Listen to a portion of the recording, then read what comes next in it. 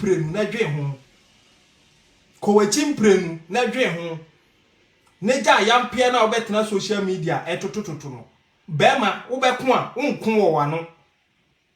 se memini we kokon ne aka cho se jai na aka se nye we na be kan se minya yanka wobeko ewo tirim enti se wote ho ya besi hini awie aso da afiri ho no afe na wobeye mensem wo ohufo do ma hene wo ohufo na nhira nka do ma ahema da bia sam ka kire mu se ono do ma hene no obo do ma mu wicked obo mu wicked o di fin kan akonya no munimu a because akonya no ono no ye wade bia ne ba bia ntimi ni bi da jesa ohima aba ne ntimi di ade no ohima anua enti ono no wakeka gu hu fi no osore ko okọ enti samahwa ono be keka toto na yampia na no ohima na okura fie nyansafo no aba di asundua aba enti na no asante hima edi ni fie ni to ma hima akobi enti asante ne doma asundue da ho nana wo kasa ahwe asundue no mane na ho din sabi bonsamada enkonyane no anado ma hene mese bonsamada enkonyane no asam na aba na wo bie wa no ekasatia kotoko hene wo be ka kire yen se wo be ye serial caller amano NDC obia no ni asem. If the people of Doma see it, okay, do it. And your choice. But so they kwaya hinsam kwa kasetia chuchuchuchi. Ohini bini die. Madam fo. Ohini de nya madam fo. Manu kokotwa. Ohini aho die waiting. India aba ndiem no. Enyo diem. Ena meni aduana hini PSC. Wa na agbo ho samani. Nana. It is not true. Esumaja is a duana hini PSC.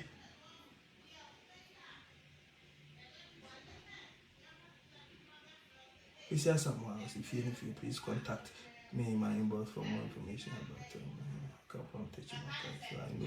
you know right. And they have to text me. Why? And you don't mind you lame wate. Wakunyano eswade but the obey you wakunyano so a bit mama kunyano agipo ha akini so ntina kan ni kwa so agigo emra ben so na kire se wo free park so a eni kwa se referee gigo na watam asem we e de akwa na Supreme Court say yenka bi ma na former president so tro bastardize Supreme Court say de omo ye no omo ntwanche a former president o kasa ya kirem kirem say de ye kan ya sabi one piece na omo kupa no omo ye tibo nkoso de omo koye you see edu ba bi a mra na edu ba bi a na edifie nyansa ho nti MPs no omo di fie nyansa ene BT mo efie nyansa na da bi e ka se NDC MPs mu nkope bi no eno no omo di BT mo no because mu nya fie nyansa wo parliament wa mu ngokon tokwa se mu nya fie nyansa wo nkoye se gidigidi mi ko bu obi tie kunyam ne nka de bebo no akoto twede wonni fie nyansa de a da bia de ka woni na da bia so nyansa win eno na aka mu amode kwaje 70 e wo court. Okay, mummy heard the ruling na ebai was say in exercising our discretion on whether to grant or refuse this application, we have considered one, this is the Supreme Court ruling. We have considered one, the nature of the relief sought, that is declaration that an act of parliament is null and void. Okay, Supreme Court say yeah no more said the the greater inconvenience or irreparable harm or loss which the parties will suffer, including the likely issues in refunding numerous tax deductions, should be reinforced. Okay, the nature of the legislation which is under attack, including the fact that the act under review is just any legislation, it is a tax on the issuer. And the Supreme Court, so better say, Ashia and say, Sebi, and some of Modia Ban. The only can say, Parliament proceedings in a course, Supreme Court bet made the Constitution of Ghana. And we are one. ewia omo san ka kire say de nti omo se ntwam ni say asem no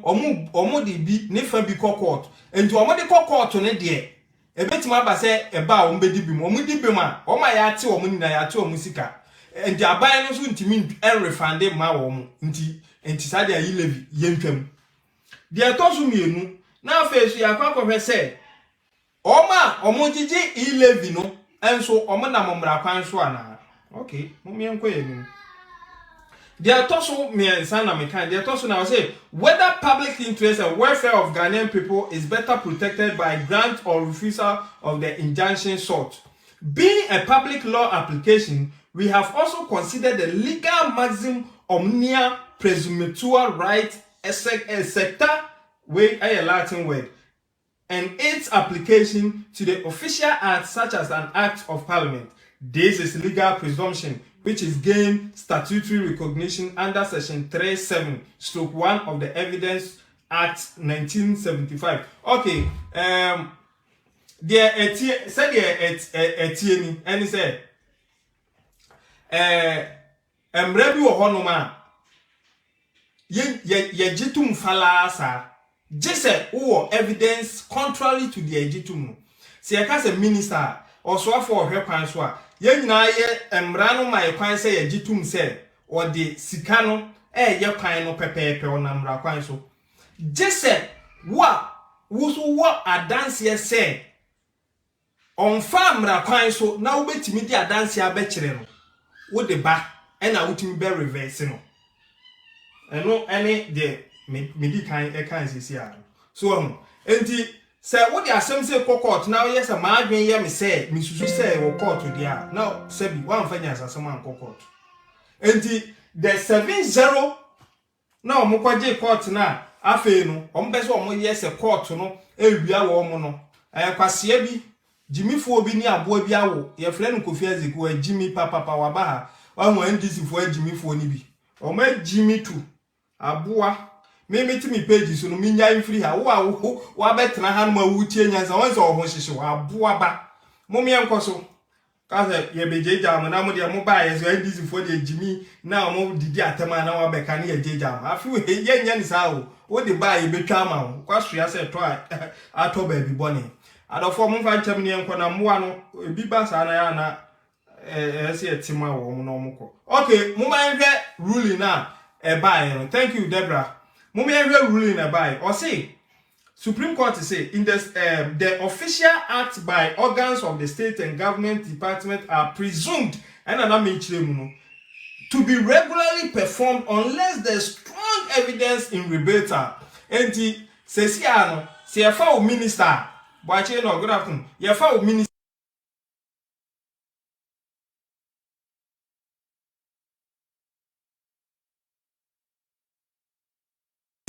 o my money nyina presume say sika bia be fa won bia wo de ye ministerial job just say me ka say won fa nye dia just say me kita dance e de eko etia o wo court of law competent court of law and sana ye nyina ye betimi agi atum say ampa wan fa nye adwuma. Okay, in balancing the hardships in the event